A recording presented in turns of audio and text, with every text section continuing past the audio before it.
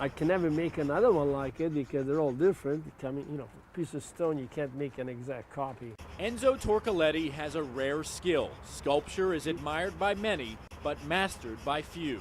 Each one he makes a masterpiece. The price tag, thousands of dollars, but the value, priceless. So he's disappointed to see that two of his were swiped earlier this week from the Southlight Gallery in downtown Jacksonville. About the size of this sculpture, really. Torcoletti says someone used this piece of granite to smash through the window. I'm grateful that they really like my stuff, but there's other ways to acquire it. They could talk to me about it, you know. If they really want them that badly, maybe cut them a deal. I could have given a discount or something. That whole window went out. Pam Zambetti works at the gallery, a place local artists come together to rent space and show their craft. What a blow. I mean, burglary is bad enough, but picking on local artists, I mean, that's my heart. I can't help but wonder if they came in and did their homework and saw that he, you know, his work was high value and targeted him specifically. Torcoletti's being a good sport about the bad situation. What can you do? You just keep making more. And as for the stone the thief used to break the window, well, Torcoletti plans to make that his next statue. Maybe that fellow that threw it contributed to a piece of art. You never know. I hope I can do it justice. You're an optimist, huh? Yeah, I'm an optimist. I plan on going out to eat and walk our dog. We usually do about every other Sunday. 20-year-old John Studi says it was supposed to be a friendly afternoon with relatives here in Riverside, but it soon got hostile. Studi says his family was trying to visit the park across the street, but they couldn't find a spot, so he got out and finally found one. He stood in the middle and tried to reserve it until they could pull the car around. That's when he says 46-year-old Corinthian Morgan tried to pull in. He told Studi he couldn't save the spot, but Studi stood his ground. Studi then said the man backed his car into him, causing a leg injury. After that, Studi claims Morgan stopped and pulled out a handgun, pointing it towards him. Studi called police and soon found out the man he had been dealing with was an officer himself, although he wasn't working at the time. He, without a doubt, pointed it at me. Yes, I mean, his finger was even extended and all. It wasn't just like he had his finger extended. I mean, like, I put my hands up and walked back, like, as soon as I could. Records show the Jacksonville Sheriff's Office sent several officers to investigate. They interviewed Studi and Morgan. Officer Morgan told them he saw Studi move away, and that is why he backed into the spot. He also told detectives that Studi yelled racial slurs at him. The officer said he did have a gun on him and put it in his backpack during the confrontation, but he said he never pointed it at the 20-year-old. My client never said anything derogatory. Attorney T.C. Roberts now represents Studi and says Officer Morgan should face charges for what he did. Two possibilities. One would be aggravated battery with the vehicle. Vehicle is a deadly weapon according to Florida law. And the aggravated assault with a deadly weapon would be the gun issue. Studi says he's going to stand for what's right, and no one should get special treatment. How does somebody with a badge get over on the law? You know, I mean, they're here to enforce it, but also follow it. Your fruit, when it's good, is firm, and see, it's turned soft on the tree. It's frozen. At David Royal's orange grove, it's the satsumas that for years have been the cream of the crop. But it only takes 4 hours of cold, below 28 degrees, to damage and sour the fruit. Well, it's heartbreaking because of the time you put in it. Royal, who has 240 trees on his property, says all of the oranges have been damaged, and now the focus is on saving the orange trees. Yeah, another cold snap moving in. All I can do is run the mist system. There's nothing else you can do. That mist system Royal is talking about is connected to this irrigation pump, which powers the mist.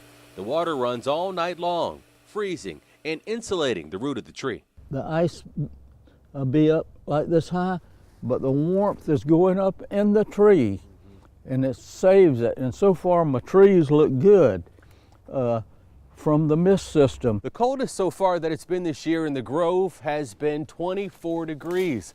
And according to Mr. Royal, if it gets down to 20 or even lower than that, not only will he lose the fruit, he'll also lose the trees.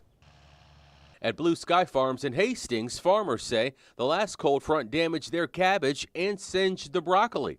They say if the cold weather continues, it could do damage to their precious potato crop. The potatoes will be coming out of the ground then, so it could have more exposure at that point. So we're concerned about that. If it stays cold like this, the next couple of weeks could be tough on us. Growers here say they're also keeping a close eye on their onions, hoping that the days and nights ahead don't bring more Arctic air.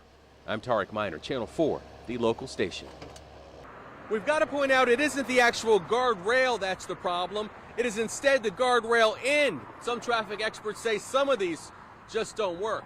As horrible as ours was, we were the lucky ones. We still have each other. Luke Robinson calls it a brush with death along a Virginia highway. The guardrail the family crashed into ripped through Robinson's car, breaking his son's pelvis and nearly killing the entire family. And then once I realized what the guardrail had done, instead of what it was supposed to do, I mean, we were horrified. This is what a guardrail is supposed to do. This test, conducted in 1999, shows the Trinity Industries ET Plus guardrail in action. Notice as the truck slams the front of the guardrail, the rail curls away like a steel ribbon. This is a work of art. This actually works perfectly. Joshua Harmon shows us Trinity's original design, which he says was recently changed by the company. He says Trinity changed key dimensions of the ET Plus guardrail, reducing its width from 5 to 4 inches. Harmon is at the center of a whistleblower lawsuit against Trinity and has documented dozens of crashes like the Robinsons. These things are death traps. I've said that from the get-go, and I'll continue saying it. We found 2 ET Plus guardrails along I-10 in Jacksonville, within 1 mile of each other. The Department of Transportation couldn't provide News for Jax with an exact count of how many are on our roads. According to Harmon, and as seen on this animation from our sister station, Local 6, the terminal on the guardrail ends are too small, and when hit, the head locks up. The guardrails stop flowing away from the car and instead form a spear, sometimes piercing the vehicle at impact. We spoke to drivers who want the state to investigate these claims thoroughly. I think whoever made them or whoever said this is going to protect somebody should compensate the people's family. And if they don't want to fix it, the people responsible, then the FDOT should fix it. Trinity released this statement today saying Trinity has a high degree of confidence in the performance and integrity of the ET Plus system, which we are proud to manufacture and sell. The false and misleading allegations being made by Mr. Harmon were reviewed by the Federal Highway Administration, which reaffirmed its acceptance of the ETP Plus system. A federal judge is expected to take up this case in court next week in Texas. Florida Department of Transportation is not commenting. I'm Tarek Miner, Channel 4, the local station. The bike lane on A1A will remain here for competitive cyclists, but to your right, DOT is constructing a paved pathway for cyclists, families, walkers, whoever wants to use it. As you know, we've had several tragedies in the North Florida area recently with bicyclists. Really a shame. That's why FDOT started construction of a 6-mile-long shared-use pedestrian and bicycle path next to State Road A1A in Nassau County on Monday, to give people the option of off-road riding or walking. You know, experienced cyclists can cope with traffic, but it just pains me to see a family with 2 young kids on the road trying to enjoy the sport, and they can't do it safely. The 10 feet wide paved path will be from the north end of Nassau Sound Bridge to Peters Point Park, adjacent to Fletcher Avenue. The new trail is very important. Many of us are experienced cyclists, and we ride roads. We're always concerned about traffic and cars. Other cyclists in the area agree. It's for people that are first starting out and they're afraid of the streets. You know, they're not sure of themselves. Having a nice bike trail is a safe place to ride. You know, there's no traffic, no cars. It will be a separate path several feet away from traffic, intended to keep cars and trucks away from bicyclists and pedestrians. But these avid bike riders say when the new path is complete, families can enjoy the peace of mind of being away from oncoming traffic. The construction project costs $2.3 million and should be finished by spring of next year. From Amelia Island, Ashley Mitchum, Channel 4, the local station.